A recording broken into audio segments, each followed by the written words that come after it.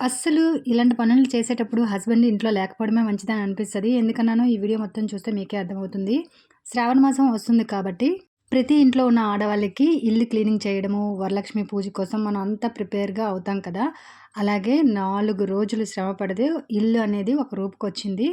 4 days నేను తీసిన వీడియోని ఒక్క డేలో మీకు పోస్ట్ చేస్తున్నాను. ఒక చిన్న విషయం మీతో షేర్ చేసుకోవడానికి ఈ వీడియోని పోస్ట్ చేస్తున్నాను.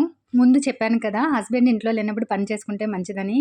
ఏంటంటే, మనం ఈ ఇల్లు క్లీనింగ్ చేయడానికి, హెల్ప్ చేయడానికి కొంతమంది మగవాళ్ళు ఇష్టపడతారు. కానీ, మనం క్లీన్ చేసిన ఐటెమ్స్ అన్నీ చూసి ఇదెప్పుడు కొన్నారు? ఇదెందుకు కొన్నారు? వేస్ట్ డబ్బులు ఇలాగే తగలపెట్టేస్తున్నారు. ఆ మాట అనిపించుకోవడం కన్నా, వాళ్ళు లేనప్పుడు చేసుకున్నాం అనుకోండి, మనకసలే ఎక్కడైనా షాపింగ్‌కెళ్తే ఏదో ఒకటి చూస్తే కొనాలని అనిపిస్తుంది ప్రతి ఆడవాళ్ళకి కూడా. ఎవ్వరు ఏది కొనకుండా రారు. షాపింగ్‌కెళ్ళామంటే మన ఇంట్లో ఉన్నా సరే ఇంకా ఏదో కొనాలి అని మనకుంటుంది కదా!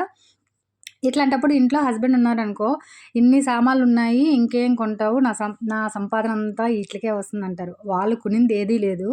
మనం సేవ్ చేసుకున్న మనీతో మనకు కావాల్సినవన్నీ ఇంట్లో ఏవి కావాలో, ఏం ఉండకూడదో అనేది లేడీస్‌కే తెలుస్తది మాక్సిమం. కాబట్టి మనం కొనుక్కుంటాము. అవి చూసి వాళ్ళు క్లీన్ చేసేటప్పుడు ఇంత సామాన్లు నలుగురు మనుషులున్నా, ఇద్దరు మనుషులున్నా ఎందుకు ఇన్ని కావాలా అంటారు. మనకివన్నీ ఒక్కొక్కసారి అవసరం పడుతుంది. ఇప్పుడు జనరేషన్‌కైతే ఇవన్నీ అవసరం లేదు. మంచి మంచిగా స్మార్ట్ ఐటెమ్స్ వచ్చాయి. ఏం కావాలన్నా ఈజీగా కుక్ చేసుకోవడానికి కూడా చాలా మంచి ఐటెమ్స్ వచ్చాయి. ఇన్ని అనవసరంగా కొనక్కర్లేదు. మేము 90స్‌లో వాళ్ళం కాబట్టి అమ్మ వాళ్ళు ఇవన్నీ సారెతో పెట్టడం ఆనవాయితీ. అందుకే ఇన్ని ఐటెమ్స్ ఉన్నాయి. ఇద్దరు పనోళ్ళు పెట్టి మాత్రం ఎవ్రీ ఇయర్ వరలక్ష్మి పూజకి మొత్తం ఇల్లంతా గోడలతో సహా క్లీన్ చేసుకోవడం నాకు అలవాటు. ముగ్గురు మనుషులు 4 డేస్ కష్టపడితే శ్రావణ మాసం పని అయిందండి.